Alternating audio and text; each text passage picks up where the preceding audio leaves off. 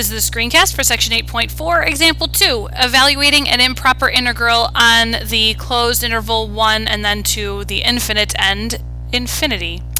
Does the improper integral, the infinity from 1 to infinity, of dx over x converge or diverge? Well, you might be thinking that 1 over x, which is the basic function like that, seems to approach 0 so as x approaches infinity, so the area under the curve might converge, but there's no way to really tell that until we go through the process.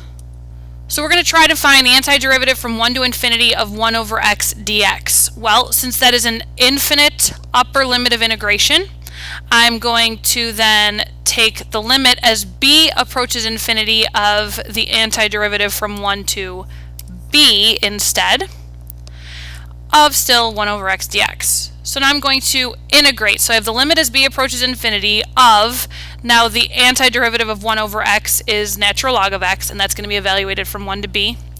Fundamental theorem part 2. Now I can actually plug in infinity or think about what happens as b approaches infinity.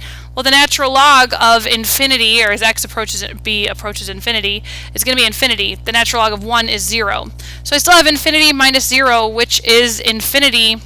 Therefore, this integral diverges. To answer the question, the integral diverges. You can't just leave it as infinity. You must say the integral diverges. The now try problem number 5 says evaluate the improper integral or state that it diverges. Alright, so we have the antiderivative from 1 to infinity of 1 over x to the 4th dx. So I'm going to take the limit as b approaches infinity of 1 to b, and then of x to the negative 4th dx.